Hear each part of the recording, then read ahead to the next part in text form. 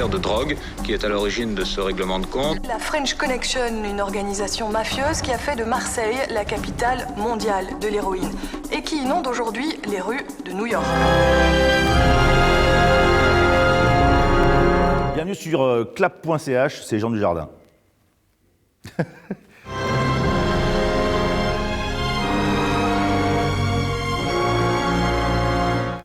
Oh, il y en a plusieurs. C'est ce que je ressens à la lecture quand j'arrive à la page 100. Déjà, si je ne m'arrête pas dans la lecture, c'est qu'il se passe quelque chose. C'est qu'au moins l'histoire me tient. Je lis ça comme une nouvelle, comme un roman, moi, un scénario. C'est-à-dire que je ne lis pas un rôle, je lis une histoire. Si je suis dans l'histoire, je m'intéresse au rôle. Si je m'intéresse au rôle, j'ai envie de rencontrer le metteur en scène. Et s'il m'en parle bien, alors là, il y a quand même des chances que je fasse le film.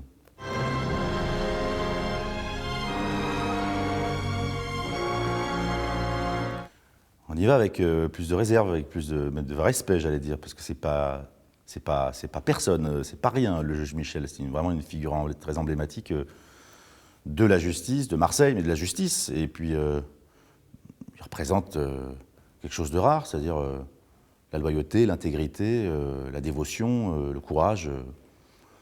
Donc évidemment, on se met un petit peu en ses petits souliers, on se dit « je ne serai jamais le juge Michel, je ne serai jamais magistrat déjà, et je ne serai jamais cet homme ». Mais je serai en tout cas mon juge Michel, et puis je serai ma version du juge Michel dans un film. Mais je n'aurai pas la prétention de dire que je vais incarner cet homme, c'est compliqué. Tout ça est un mix, c'est un mélange de ce qu'on glane, puis on ne connaît pas toute la vérité non plus finalement sur ces hommes, sur ces mythes même j'allais dire.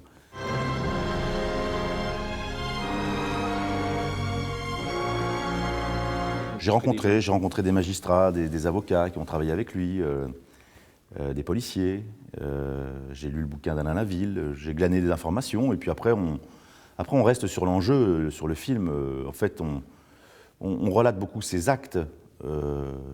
On prend évidemment des libertés dans sa vie intime, mais parce qu'il faut effectivement le nourrir, et parce que le film dépasse le polar. Pour moi, on n'est plus dans le polar dans ce film, on est dans quelque chose de beaucoup plus épique, et beaucoup plus proche de l'os, j'allais dire. C'est important de le voir aussi dans son milieu familial, avec ses amis, ses enfants. Donc forcément, on prend des libertés, quoi. Là, on ne sait pas, mais après, c'est les faits. Après, les faits, ce qui s'est vraiment passé, ça, effectivement, on essaie de calquer dessus.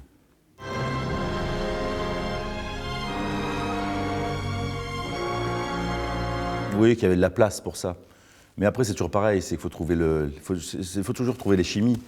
Le fait de nous mettre ensemble avec Céline Salette, c'est une très bonne idée, parce qu'on sent immédiatement, et je pense qu'on a le même plaisir de jeu avec Céline. Je pense qu'elle aime complètement se louer à un personnage, à un film, disparaître derrière un personnage, donc du coup, elle est capable d'aller très loin, de créer à chaque prise, et moi j'aime ça, et donc du coup, ça a donné de la véracité, ça a donné quelque chose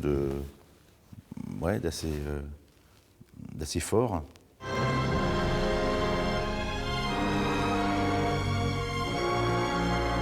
Oh bon, on ne s'est pas vu. Avec Gilles, on a fait chacun notre film, en fait, plus ou moins, puisque Gaëtan Zampa et le juge Michel ne devaient pas se rencontrer, pas plus que ça. Je veux dire, il y a une scène dans le film, mais parce que c'est presque une scène de cinéma, mais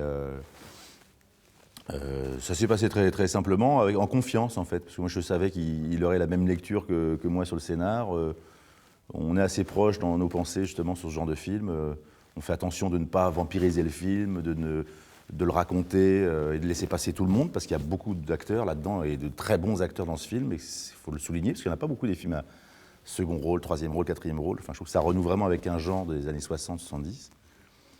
Donc voilà, on est en confiance et c'est très agréable.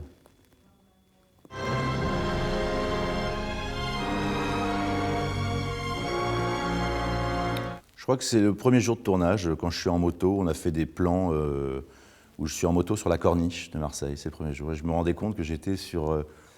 je voyais toutes ces voitures des années 70 sur la corniche de Marseille, au soleil. Et c'est un plaisir d'enfant, d'acteur. Je me suis dit, quelle chance de faire ce métier-là. Alors pour le coup, dans la photo, là, dans les années 70, dans ce cinéma que j'ai adoré, et à Marseille, au soleil. Il faut les remercier, ces moments-là, faut les prendre.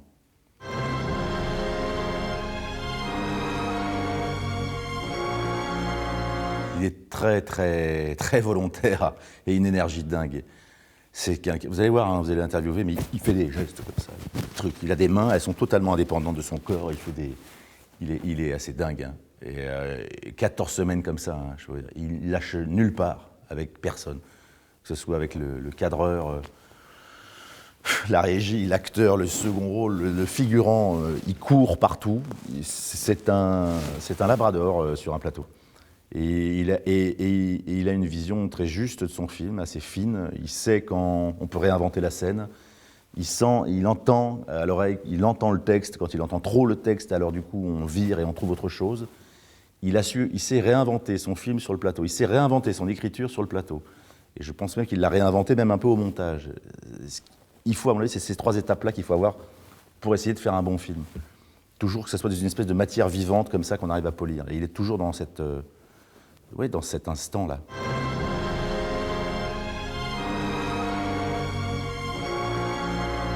Oui, l'idée, c'était d'avoir plus de liberté. Moi, c'était un peu là. J'ai pas de grande doléance. Moi, il y a un moment, je fais confiance à la personne, mais c'est vrai que je sortais d'un film un peu plus contraignant, dans des cadres un peu plus, voilà, on était un peu plus enfermé dans les cadres. Là, j'avais vraiment envie de liberté.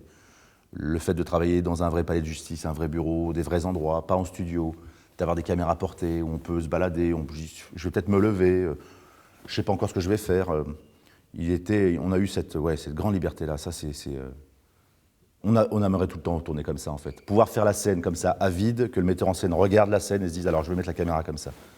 Mais c'est pas à nous de travailler pour ça. C'est à elle de s'adapter à nous, idéalement. Hein.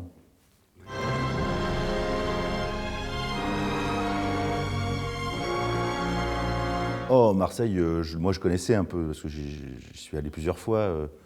Il suffit de vous balader sur le Vieux-Port, d'aller dans les petites ruelles, etc. En 1 heure, vous avez vu Marseille, vous connaissez Marseille. Pas tout, bien sûr, mais il m'a parlé de son Marseille à lui, du moins de ses références. Nous emmener comme ça dans les petits troquets, dans les quartiers du Panier.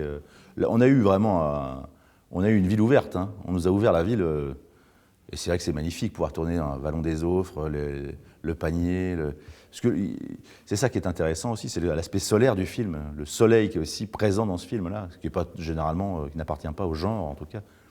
Encore, voilà, c'est pour ça que je dis que c'est pas vraiment un polar. Je dis que on est vraiment dans quelque chose de, un film plus, même un film qui parle même d'une époque. Hein. De la mythologie de l'époque autour des gangsters, bien sûr, du courage d'un homme contre un système, et puis d'une époque 70. C'est vrai que si on veut s'intéresser, si on veut regarder un peu, il y a beaucoup de choses, quoi.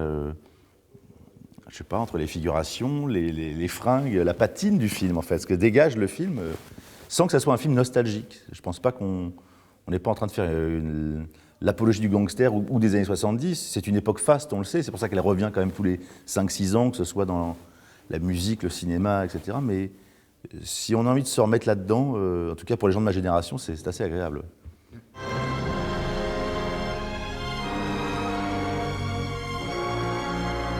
Ouais. Le prochain film, en fait, c'est le film de Claude Lelouch. On part avec Elsa Zilberstein en Inde. Et ça va être une espèce de road movie, un film à la Claude Lelouch, c'est-à-dire... c'est toujours des films un peu...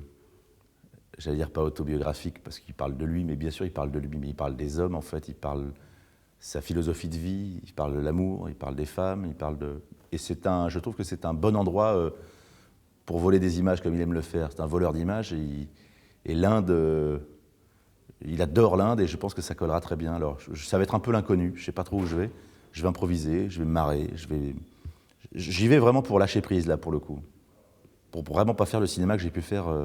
J'ai envie d'avoir des choses différentes tout le temps. Je vais me faire des secousses et trouver encore des univers différents. Vous dormez avec un œil ouvert? T'as du cran. Il vaut mieux qu'on se croise pas tous les deux.